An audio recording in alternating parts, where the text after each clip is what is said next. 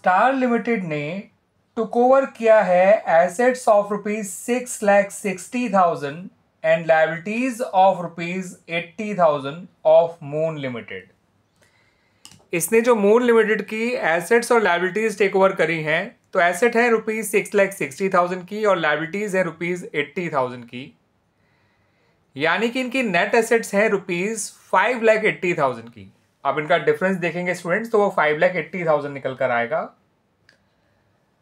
मगर इस बिजनेस को टेक ओवर किया गया है फॉर ₹6 लाख, यानी कि ₹20,000 जो है वो इनको एक्स्ट्रा दिए गए हैं मून लिमिटेड को। ये जो ₹20,000 को एक्स्ट्रा दिए गए होंगे that is for their goodwill. आपको जर्नल एंट्रीज पास करनी है इन the books of Star limited. यहां पर आपको 2 केसेस दे रखे हैं, उन दोनों केसेस को ध्यान में रखते हुए आपको एंट्रीज पास करनी है।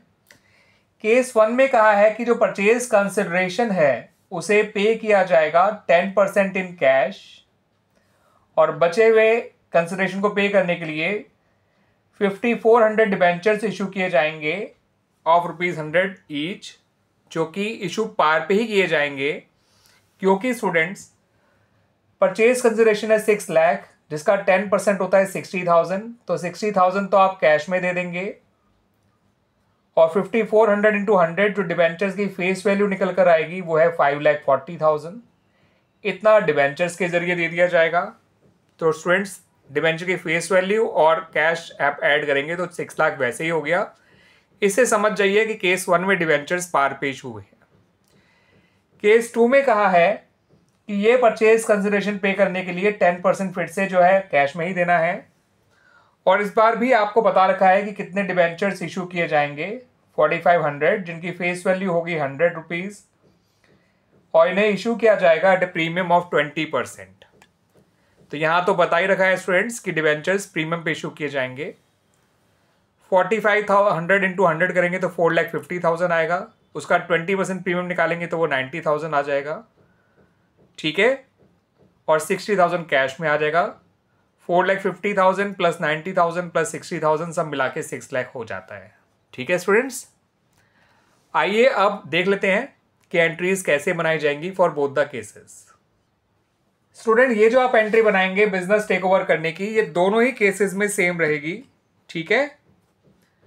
तो ये एंट्री कुछ इस तरह से बनाई जाएगी। आप लिखेंगे सन्ड्री एसेट्स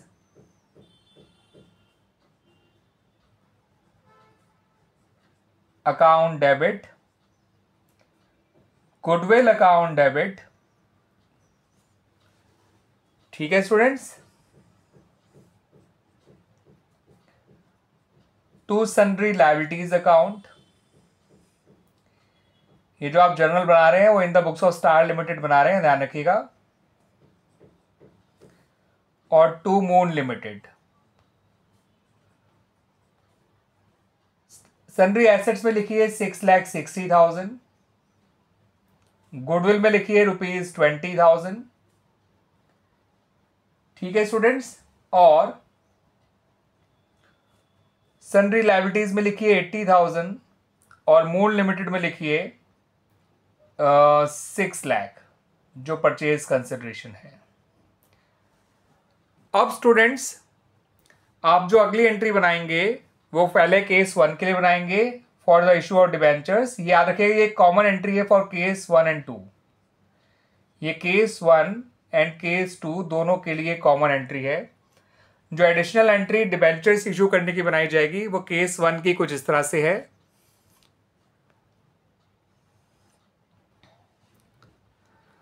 आप लिखिए मून लिमिटेड डेबिट, ठीक है स्टूडेंट्स, टू बैंक अकाउंट लिखिएगा, कैश की जगह पेमेंट जो कैश में किया जा रहा है वो पेमेंट आप बैंक से ही करिएगा। पेमेंट कैश में कर रहे हैं इसका मतलब ये नहीं कि आप टू कैश अकाउंट लिखें, आप बैंक या कैश कोई सा भी अकाउंट लिख सकते हैं, मैं फिलहाल बैंक लिख रहा हूं। और लिखिएगा टू 12% डिवेंचर्स अकाउंट।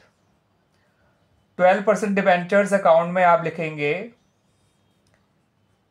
5,400 इंटू 100 यानी कि ₹5,40,000। मून लिमिटेड में लिखेंगे 6 लाख, बैंक में लिखेंगे 60,000, ठीक है स्टूडेंट्स, इस तरह से ये परचेज कंसिडरेशन डिस्चार्ज कर दी जाएगी इन केस 1। अब डिबेंचर्स इशू करने की एंट्री केस 2 में कैसे बनाएंगे वो देख लीजिए। आपको स्टूडेंट्स मून लिमिटेड को डेबिट करना है। अब भी आपको यहां पर फिर से टू बैंक लिखना है, क्योंकि 10% पेमेंट अब भी जो है वो कैश में पे किया जा रहा है। टू 12% डिबेंचर्स अकाउंट लिखिए।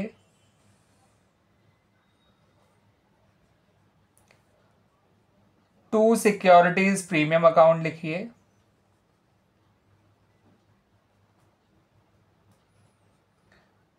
मून लिमिटेड को डेबिट करिए विद ₹6 लाख। बैंक को क्रेडिट करिए 60,000 से।